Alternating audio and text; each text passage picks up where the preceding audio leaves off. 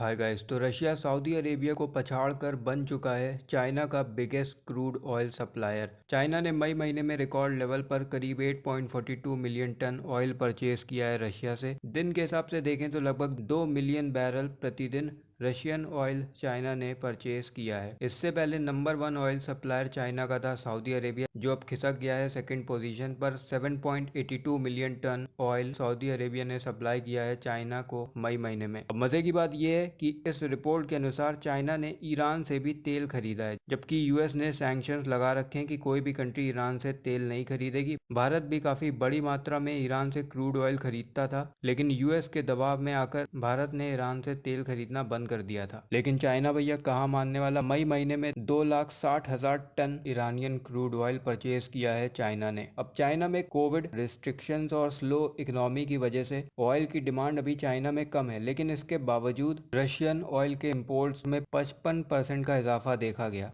इनकी state run oil refining companies जैसे कि साइनोपेक और जेनवा ऑयल ने बड़ी मात्रा में रशियन ऑयल परचेज किया है। अब अगला सवाल ये उठेगा कि जब चाइना में डिमांड कम है तो ये लोग क्यों क्रूड ऑयल खरीद रहे हैं, पिएंगे क्या ये? तो देखो, इसका कारण है डिस्काउंटेड क्रूड ऑयल। रशिया अपने क्रूड ऑयल पे दे रहा है तगड़ा डिस्काउंट। रशिया मजबूर है डिस्काउंटेड प्राइस पर ऑयल बेचने के लिए, क्योंकि यूक्रेन पर इन्वेजन की वजह से दुनिया भर के सैंक्शंस रशिया पर जड़ दिए गए हैं, जिससे हुआ ये है कि कई कंट्रीज रशियन ऑयल परचेज नहीं कर रही हैं। और रशिया भी ऐसा नहीं है कि हर कंट्री को डिस्काउंट दे रहा है। इंडिया और चाइना एक अलग केस है, क्योंकि रशिया जानता है कि दोनों ही ह्यूज कंट्रीज हैं, बड़ी मात्रा में इनके यहाँ क्रूड ऑयल की खपत होती है, और ये दो ऐसी कंट्रीज हैं जो ऑयल खरीदने के लिए बड़े ऑर्डर्स देंगी। और चाइना को डिस्काउंट देने का मतलब भी समझ में आता है, क्योंकि यूक्रेन की इन्वेजन के मुद्दे पर बढ़ चढ़ के साथ दिया है चाइना ने रशिया का। इन्होंने रशिया का ही पक्ष आगे बढ़ाया है और ये कहा है कि रशिया को पूरा हक है अपनी सॉवरेनिटी को बचाने का। और ये बात ये ऐसे कहते हैं जैसे रशिया ने नहीं बल्कि यूक्रेन ने हमला कर दिया हो रशिया पर।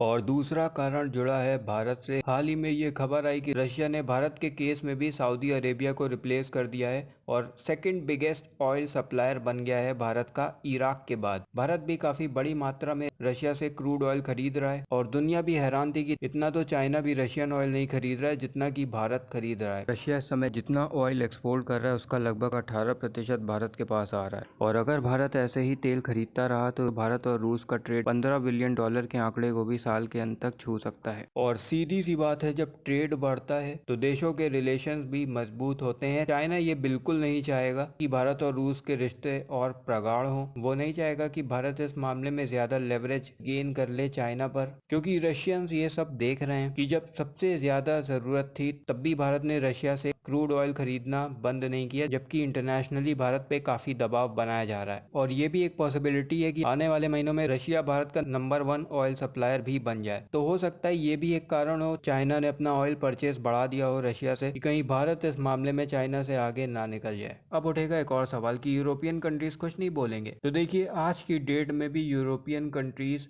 रशियन ऑयल अच्छी खासी मात्रा में इंपोर्ट करवा रही हैं। और एक रिपोर्ट तो ये भी बताती है रशिया ने $100 बिलियन का रेवेन्यू जनरेट कर लिया था रशियन इन्वेजन के 100 दिन पूरे होने तक फॉसिल फ्यूल एक्सपोर्ट करके, और इसमें 61% हिस्सेदारी यूरोपियन यूनियन की थी।